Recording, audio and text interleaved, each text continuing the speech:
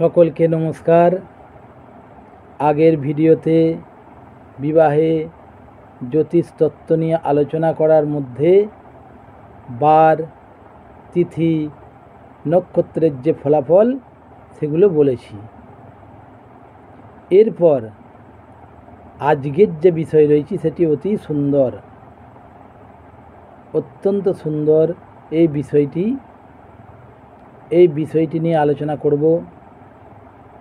দেখা যায় অনেকেই বলে থাকেন যুগলে কত সুন্দর দেখাচ্ছে, স্বামী স্ত্রীকে কত সুন্দর দেখাচ্ছে, এই স্বামী স্ত্রীর মধ্যে কত মিল, এদের মধ্যে কোনো মনোমালিন্য হয় না, এদের মধ্যে দাম্পত্য কলহ হয় না, এরা সবসময় একে অপরের পরিপূরক, খুব সুন্দরভাবে থাকে।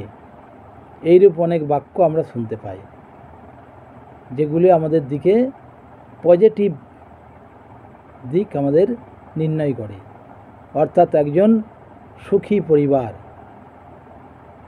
আমাদের যে বিবাহ ক্ষেত্রে এই সুখী পরিবারের একটি অংশ হচ্ছে বিবাহের রাজজটক। এই রাজজটক সম্পর্কে আলোচনা করব। প্রথমে বলা হচ্ছে যে কি দেখে রাজজটক হয় সেটি আগে দেখতে হবে। বলা হচ্ছে একো রাসৌ চ দম্পত্য শুভং সাত সমসপ্তকে চতুর্থে দশমে চৈব তৃতীয়ৈকাদশে তথা। অর্থাৎ এই যে একটি শ্লোক, সেই একটি শ্লোক থেকেই রাজজটক সম্পর্কে তথ্য ব্যাখ্যা করা হচ্ছে আমাদের জ্যোতিষতত্ত্বে। শ্লোকটি আরেকবার বলছি, এক রাসৌ চ দম্পত্য শুভং সাত সমসপ্তকে চতুর্থে দশমে চৈব তৃতীয়ৈকাদশে তথা। কি বলছে? যদি বর ও কন্যার এক রাশি এবং সমসপ্তক কিংবা চতুর্থ ও দশম বা তৃতীয় ও একাদশ রাশি হয় তবে তাহার নাম রাজজটক। এই মিলন অতি উত্তম, অত্যন্ত সুন্দর। এই দাম্পত্য, সুখী দাম্পত্যের একটি সুন্দর উদাহরণ হচ্ছে আমাদের রাজজটক। এর পরের শ্লোকটি কি বলছে সেটি দেখব।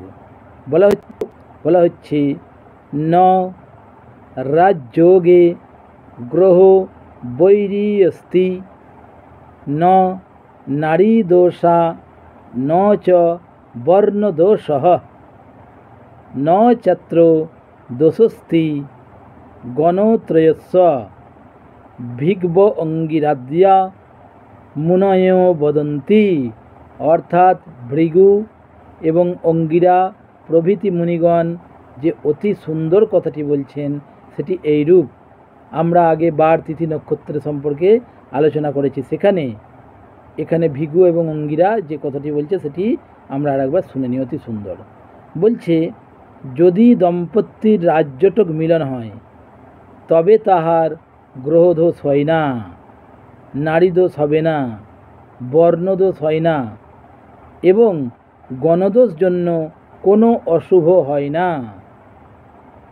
ইহা ভৃগু এবং অঙ্গিরা প্রভৃতি মুনিগণ বলেছেন।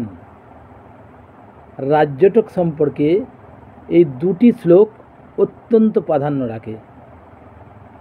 আমাদের যে জ্যোতিষতত্ত্বের এই দুটি শ্লোক অত্যন্ত প্রাধান্য রাখে।